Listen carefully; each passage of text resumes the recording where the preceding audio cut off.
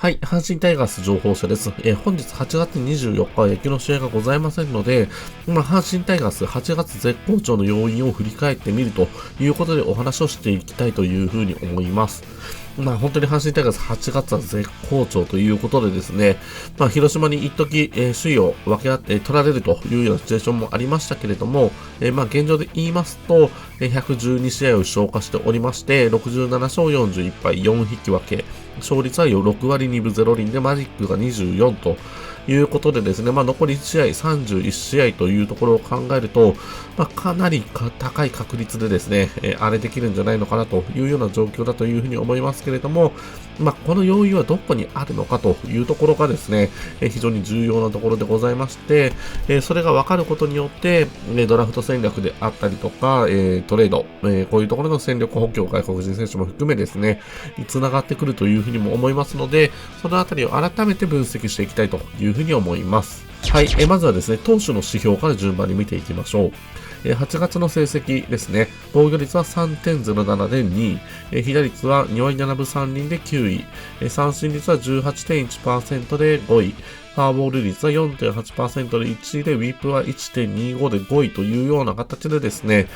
はい、結構特徴的だなというようなところがありまして、7月、8月、傾向としては、総じて同じような形にはなっているんですけれども、意外と被打率は高いんですよね。7月も2割6分9厘で10位というところだったんですけれども、ただ防御率というところで振り返っていきますと、3.07 ということで最終的には2位に落ち着くと。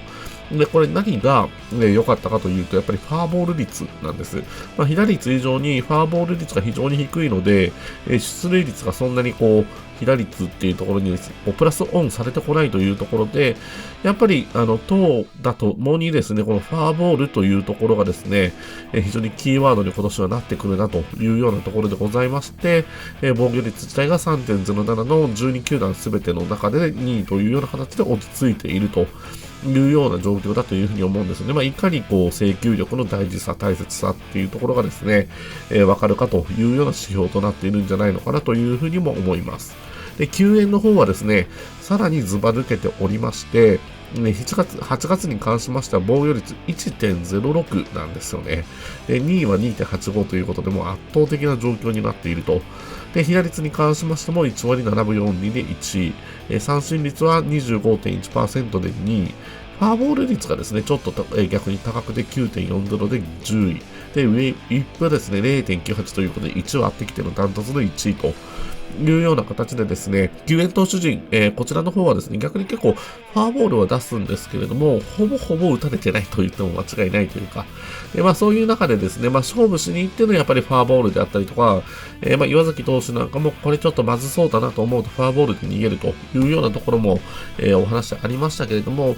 うまくフォアボールを使えているというような積極的なフォアボールといいますかですね、そういう言い方もできるんじゃないかなというような成績となっているんですよね。で、7月に関しましても、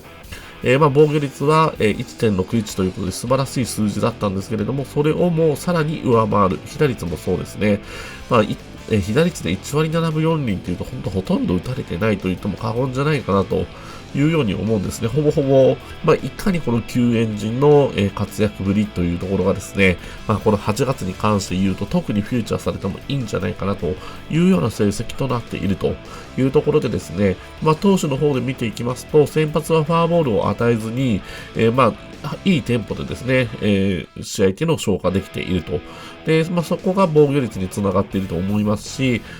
救援陣の方はやっぱりじっくりと時間を取りながら、時にはフォアボールも使ってですね、しっかりと抑えていくというところで、この選抜、救援というところでですね、任される役割というところをしっかりと理解しながら投げられているんじゃないかなという現れだというふうにも思いますし、強いてはですね、このキャッチャー問題というところですよね。梅野選手が骨折してしまいまして、坂本選手ほぼ一人体制というようなところにはなっていますけれども、そんなに大きなですね、ビハインドになることなく戦えているというのは大きいところなんじゃないのかなというふうにも思います。はい。続きましてはですね、野手の方の指標っていうのも順番に見ていきたいんですけれども、まずは守備指標から見ていきましょう。ポジションごとに守備指標を取っておりまして、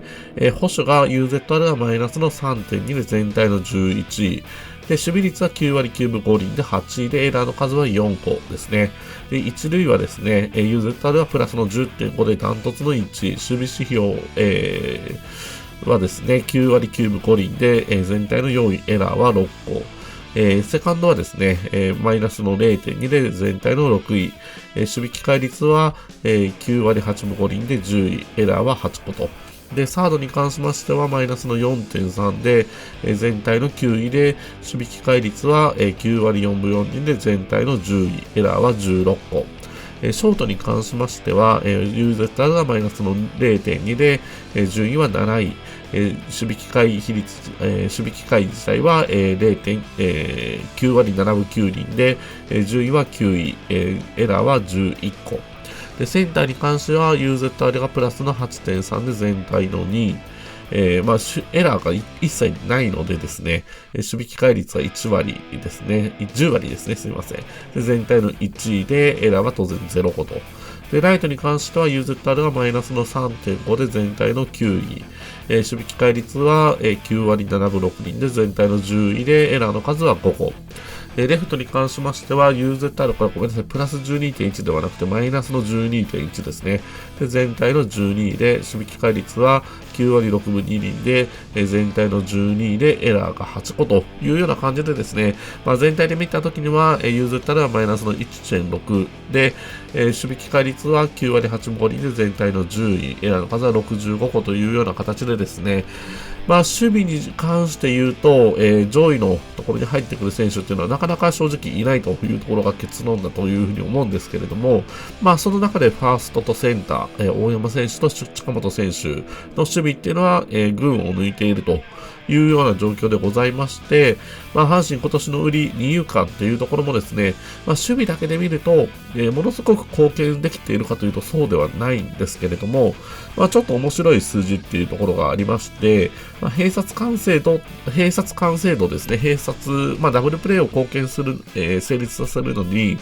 どれだけ貢献しているかというような指標があるんですけれども、それが DPR というような数字でございまして、これが実はセカンド、ショートともに1位なんですよね。DPR の数値っていうのがセカンドはプラスの 2.8、ショートに関しましてはプラスの 2.6 ということで、ともに1位ということでですね、ここがですね、結構、二遊間というところで言うと、結構今年は頑張ってくれているなというようなところが伝わってくるところでもあるかなというふうに思うんですよね。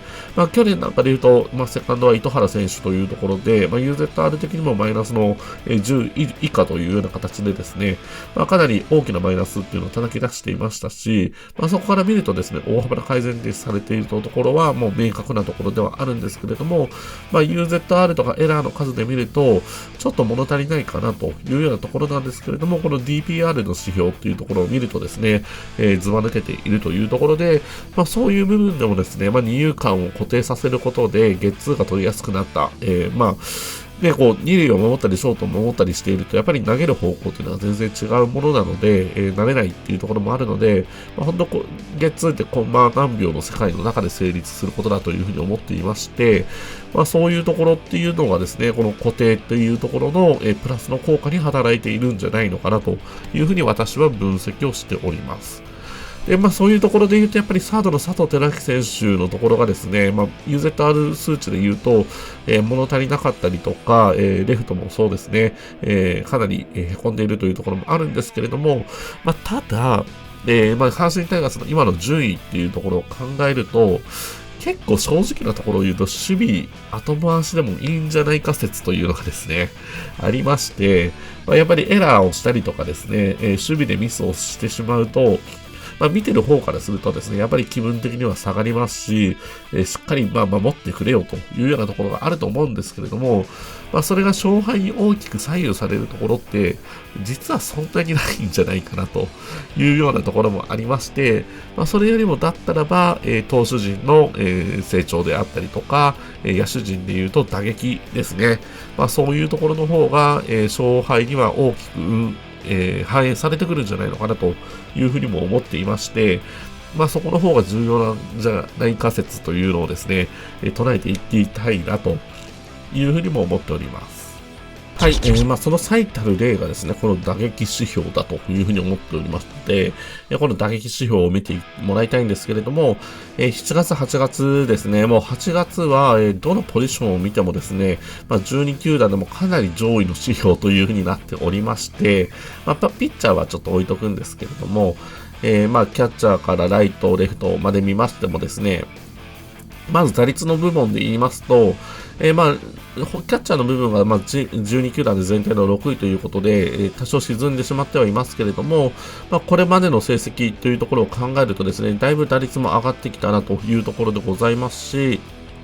大山選手ですね、8月は本当絶好調で3割4分6厘ということで、ショートの木浪選手なんかも盛り返してきましたし、センター、近本選手ですね、なんかも3割打てていると。で、やっぱり大きな佐藤輝選手ですね。佐藤輝選手が打率2割8分8厘まで、8月は上げてきまして、やっぱり佐藤輝が打つと阪神は勝つというふうには言っても過言ではないかなというような状況だというふうにも思いますので、この5番、6番ですね。で、ノイジー選手も、個人的には、ちょっとどうかなというようなところはあるんですけれども、8月通算で見るとですね、レフトのポジションというのも2割5分7厘まで上がってきていますし、森下選手が守っているライトですね、ここも2割8分9厘まで上がってきているというところは、非常に大きいですよね。こういった形で、やっぱり、打てないと、勝てないと。阪神守り抜く野球というふうによく言いますけれども、ピッチャーを中心にした守りの野球ではありますけれど、やっぱり最終結論を考えていくと、打てないと点数が取れないと、ピッチャーがゼロに抑えても勝てはしないんですよね。というところで、この打撃の重要性っていうところが見て取れるかなと。で、OPS に関しましても、打率と同じような相関関係になっているところが多いと思うんですけれども、大山選手の一塁が8割7分6、876ですし、センターの近本選手は8月は936ということで、本当に4月5月の調子が良かった頃の近本選手に戻ってきたなと。で、ライトの、森下選手が守っているところっていうのもホームランっていうのも結構出始めていて、OPS は819まで来ていると。いうようなところでですね、本当に勝利に直結しているんですよね。で、勝利に直結しているというところで言うと、WRAA という指標があって、これが打撃による勝利貢献度というところの数値を表すところなんですけれども、それに一番貢献しているのは、やっぱり想像通り、4番の大山選手が守っている、ファースト 8.3 と。で、その次に、近本選手が 7.6 ですね。近本選手も出塁したり、木浪選手が出塁した後に返すというところでですね、打点もしっかり獲得しているというところもあって、そういう数字になっているというところと、あとは個人的にはこのライトの 4.3 というのは非常に素晴らしいなというところで、森下選手の勝負強さっていうのはですね、8月、際立っていたというふうに思いますけれども、それが、もろにですね、やっぱり反映されている数値となっているというところでですね、こういった形で、どのポジションに関しましても、WRAA も WRC プラス、これも同じような指標ですね。球場ごとにちょっと加味したような勝利貢献度合いというようなところなんですけれども、WRC に関しましては、投球、打撃、走塁、守備とかそのあたりもすべて含めたですね、指標になっているんですけれども、それを、球場ごとのちょっと状況を加味してというような成績になっているんですけれども、そのあたりがすべて、大幅プラスになっているというところでですね、本当にどの指標を見てもですね、打撃陣の方は8月はめちゃくちゃ優秀な成績になっていると、この7月のですね、方を見てもらうと本当に露骨にわかると思うんですけれども、サード、ショート、センター、レフト、ライトをですね、このあたりの指標っていうのが、7月は結構下位の方に沈んでいたっていうような状況がですね、一気に盛り返したというところでですね、本当に大きな、成果になっているなというところで、今までの阪神タイガースです。やっぱりこの8月、9月にバテてしまうっていう、そういう弱点があったと思うんですけれども、それがですね、今年に関して限って言うと解消されていて、むしろ逆に向上しているというところでですね、本当に今年はあるなと、あるよねというように、思える、リアルに思えるような年になっているなという、この数値から見ても、納得の結果かなというような感じでございます。ただ一つ懸念点を言いますと、やっぱり守備、打撃ともにですね、保守のポジションというのは、ずっと低迷を極めていまして、本当に、このままでいいのかというところですね、ドラフト戦略であったり、トレード戦略であったりとか、ここに着手しなければならないんじゃないかというところはですね、個人的にはずっと思っておりまして、トレードで取るべきなのか、ドラフト1位とかで新藤選手を取るべきなのか、このあたり非常に難しい判断かなというふうに思いますし、個人的には高校生の、大型内野手っていうところはですね、今年騒がれてはいましたけれども、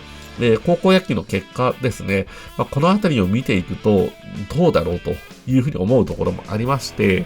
そういうところっていうのはちょっとまた別に動画化させていただきたいなというふうに思うんですけれども、といった感じでですね、この保守に関しては何らかの手当が絶対に必要だろうというようなところでお話をまとめさせていただきます。8月、もう、24日でマジックも24ということでですね、いよいよプロ野球も大詰めになってきますけれども、改めてですね、こういうデータの指標っていうところを見ていくと、見えてくるところがあるなというところで動画を1本作らさせていただきました。はい、現時点まで聞いてくださっている方、もしよろしければチャンネル登録と高評価していただけると幸いです。それが本当に励みになりますので、よろしくお願いいたします。はい、最後までご視聴いただきましてありがとうございました。マジック24、あれに向けてですね、頑張って応援していきたいというふうに思いますので、皆さんもよろしくお願いいたします。はい、今日は以上です。さよなら。